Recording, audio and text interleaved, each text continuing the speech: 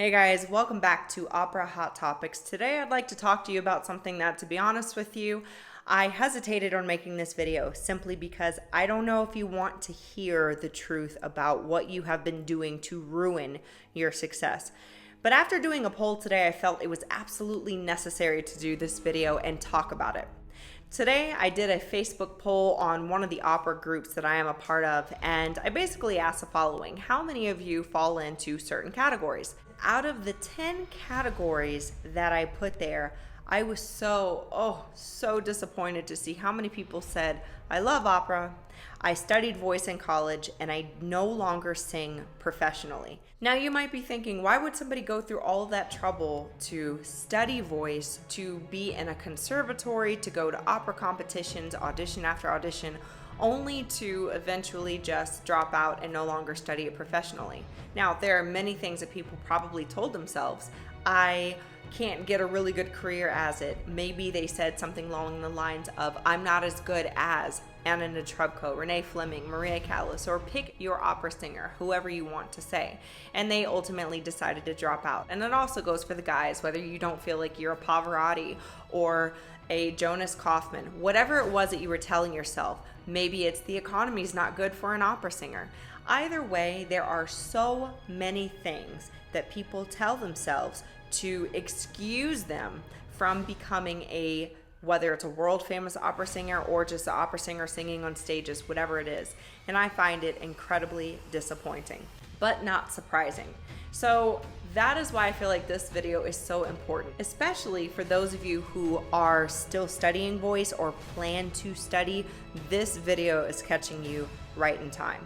Now, if you fall into that category, you're currently studying or you want to be an opera singer, please listen carefully. Your mindset is far more important than anything else. No matter the repertoire you know, the languages, anything that you could tell yourself that you need to know, vocal pedagogy, diction, the history of opera, and all those things, none of it matters if your mindset isn't right. None of your voice training is going to get your mindset to where it needs to be, and that is why it is the single most important thing for you to hone right now, and I'm going to tell you how to do that. Now, I won't go into too much detail about negative affirmations. To be quite honest with you, negative affirmations are everywhere. They're in your gym, they're in your house, they're your parents, your spouse. They are, and I didn't mean to make that rhyme, they are everywhere. They're in your church, they're in your school. Unfortunately, for some of you, they might even be your voice teacher. And so that's why positive affirmations are so crucial to your success. Here's what you need to know about affirmations. Affirmations are essentially self-talk. What do you tell yourself? Now, we're always telling ourselves something, but again, most of the time we're telling ourselves, especially if we're neglecting to control what we're saying to ourselves on a daily basis, most of the time we're saying something negative to ourselves, like, I can't do this. This role is too difficult for me. I am not as good as the person as I heard singing this in my voice studio. There are a lot of times you're going to hear these quiet sometimes, but consistent negative self-conversations. And so that is why positive affirmations are so important. Now, why are they so important? Again, because you're constantly surrounded by those who are always telling you something about what you can and cannot do. Don't believe me? Do you think you're one of the lucky people in this world who aren't surrounded by negative influences? Go ahead and tell your family and your friends that you want to be the world's greatest opera singer, or hell, be the president of the United States, and see what they say to you. See their reactions. Did you even get that far? Have you even gotten to the point where you could say that to them? And if you didn't get that far, it's because you lack self-confidence. Now, if that offends you, you should be offended. You should be offended at the fact that you've allowed yourself to get to this place, but it's not impossible to reverse it. And so that's why it's so important right now to work on your self-confidence. And that is why affirmations are not only crucial, they're the only difference between you being average or below average and being a phenomenal super success no matter what your endeavor. But I am specifically speaking to you budding and current opera singers. Now, affirmations are incredibly important to do, whether it's at nighttime or morning or both. For me, I do affirmations in the morning and I also do them at night. I've recorded my affirmations and I listen to them right as I wake up before I pick up my phone and try to look at any social media. And as I'm going to bed, this is the last thing that I hear. I fall asleep listening to my affirmations. I think it's also very important for you to record your own affirmations in the I am. For instance, I am the world's greatest opera singer. I am constantly increasing my income 25% on a monthly basis through voice lessons, through performing. I know that I have the ability to achieve the object of my definite purpose in life. And if that sounds familiar, that comes from Napoleon Hill's Think and Grow Rich, which is where I first learned how to do affirmations. The book Think and Grow Rich is a phenomenal resource for you to understand what self-confidence looks like and also what a self-confidence formula looks like, breaking down in detail. So if you want more information, there are a ton of resources, so we're not going to talk too much about that today, just why it is important, and for you as an opera singer, what that looks like. So again, I do mine in the morning and I do them at night and I do it throughout the day. If I ever feel like I'm in a situation where I'm around negative influences, which again happens very frequently, not just to me, but to everyone. Many of us are influenced, unfortunately, by so much negative programming through our TV, through our community, and just through naysayers that have given up on their own goals. And so it's very important to constantly remind yourself of what you want, not what someone else wants for you. Now, as far as the negative influences go around you as well, I want you to keep something in mind.